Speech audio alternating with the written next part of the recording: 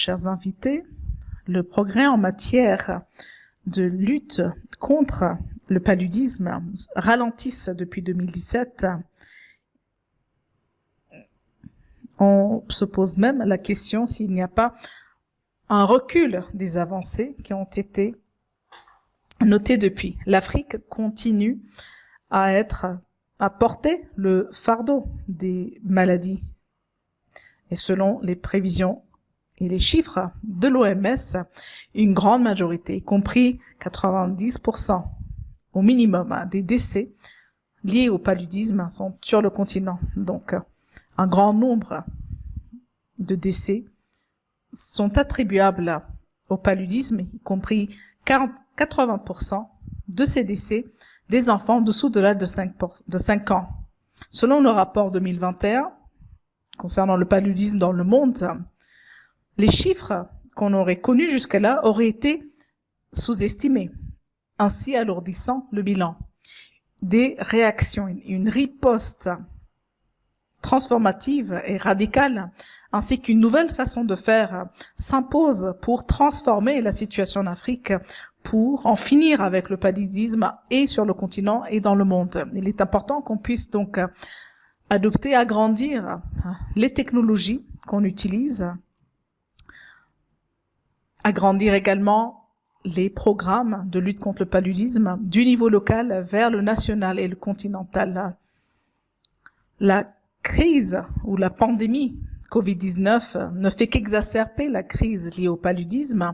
Nos systèmes de santé aujourd'hui sont fragilisés. Et selon l'OMS encore, les estimations sont de 47 000 de décès supplémentaires liés au paludisme en 2020.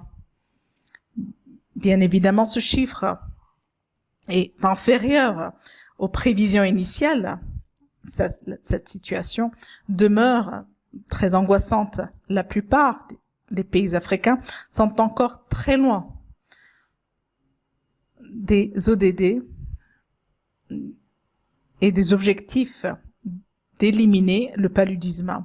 Il y a un grand besoin d'un renouveau et d'un nouveau souffle en matière de volonté politique, plusieurs effets de levier en faveur de la numérisation, de la digitalisation, des prises de décision renseignées, ainsi qu'une coordination beaucoup plus renforcée parmi et entre les communautés économiques régionales, les gouvernements et institutions.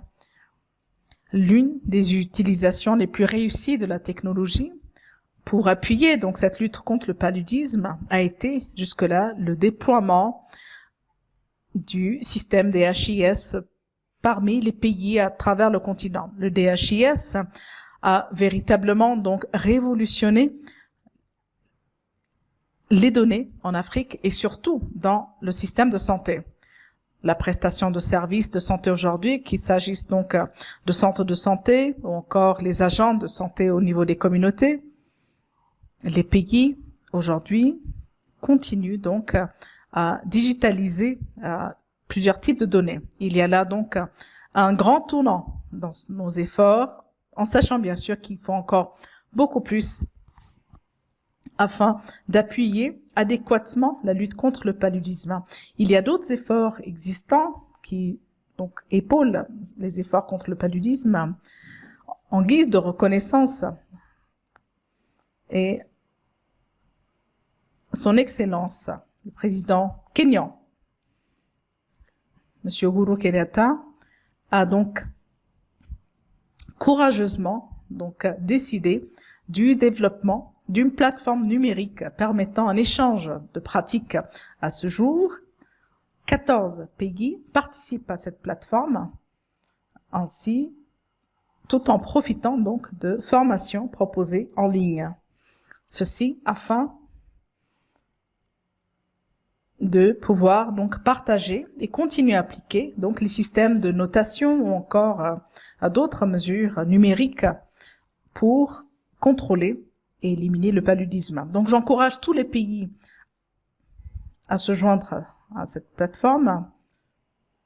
Il faudrait prioriser les indicateurs des indicateurs qui cherchent donc à refléter la performance de chaque pays. Donc cet outil qui est donc la feuille ou la carte de notation cherche donc en utilisant des indicateurs à niveau multiple d'obtenir donc des données sur un laps de temps dans un format concis, un langage clair, simple d'interprétation de la performance. Donc ces fiches de notation sont très faciles d'accès, elles sont d'ailleurs partout et contribuent donc à une prise de décision et des décisions politiques beaucoup mieux renseignées.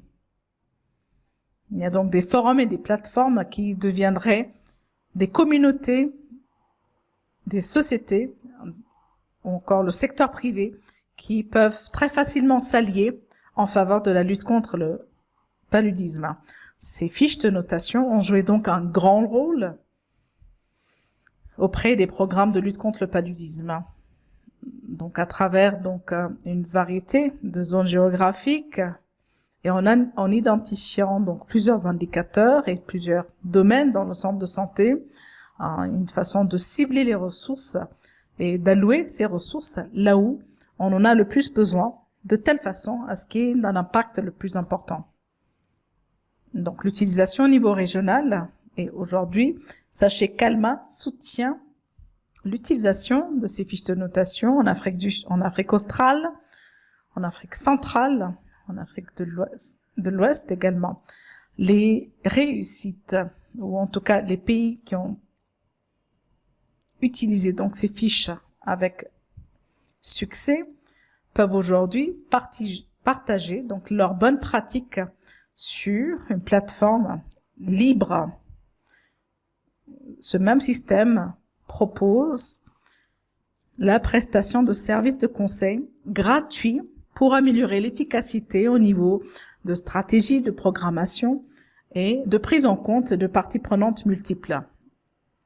L'OMS aura soutenu plusieurs pays afin que ces derniers puissent développer plusieurs stratégies pour lutter contre le paludisme, qu'il s'agisse donc des données liées ou non au paludisme, par exemple, et centraliser donc ces données afin de faciliter la prise de décision. Ces données ont donc contribué à donc visualiser de meilleure façon la situation du paludisme et identifier aussi des interventions pertinentes selon les zones. Les outils numériques aujourd'hui sont de plus en plus utilisés dans le cadre des campagnes massives de distribution de moustiquaires en matière de planification, de distribution lors de ces campagnes. Donc ces données recueillies lors de ces campagnes aujourd'hui ont été largement utilisées pour alimenter donc d'autres campagnes et d'autres efforts. Des maladies tropicales négligées, par exemple, et j'en passe, des campagnes d'immunisation et d'inoculation. Les données recueillies à travers donc les efforts de nos agents communautaires aujourd'hui viennent donc nourrir le centre, une base de données centrale au sein du système de santé.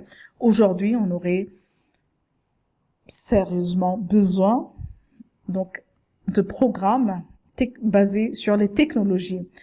L'utilité des outils numériques aujourd'hui n'est plus à refaire. Il est désormais évident que la pandémie, entre autres, la lutte contre la pandémie a également été faite avec l'utilisation d'outils technologiques. Donc aujourd'hui, il faudrait contribuer et continuer à rendre le problème de plus en plus visible et renforcer la riposte, se rapprocher de l'élimination du paludisme. Aujourd'hui, par exemple, les insecticides ou encore les ACT,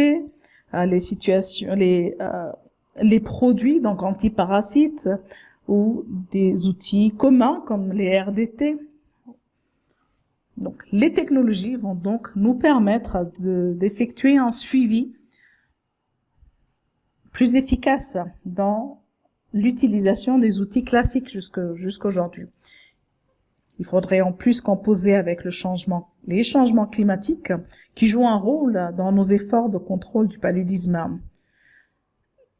Il faudrait chercher à mieux comprendre le lien entre facteurs climatiques et transmission du paludisme pour chercher à atténuer l'impact des changements climatiques sur le paludisme. Et visiblement, ceci ne va que s'empirer. Il faudrait qu'on puisse travailler ensemble, faire en sorte qu'on puisse donc renforcer les capacités, rendre disponibles les données. Par exemple, il y a des technologies qui ont fait leurs preuves, tels que les drones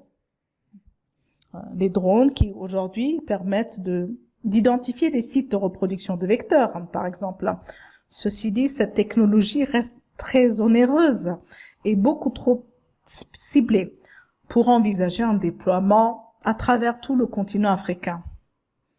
Aujourd'hui, donc, l'incidence accrue au niveau des défis de santé fait en sorte que la collaboration entre le secteur privé en matière de santé devienne encore plus urgente. La technologie aujourd'hui devrait être adaptée aux besoins des communautés, en plus de la nature dynamique et très changeante du paludisme. Ce qui est nécessaire pour maintenir les technologies ainsi que le financement nécessaire et l'accès nécessaire, avec une demande croissante, les gouvernements nationaux doivent soutenir un financement durable et une intégration de ces nouvelles technologies dans le cadre des systèmes de santé.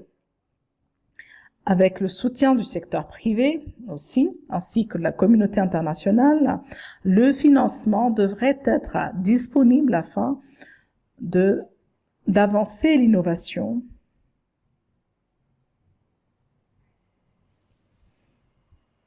Chers amis, invités, mesdames et messieurs, zéro palu, je m'engage.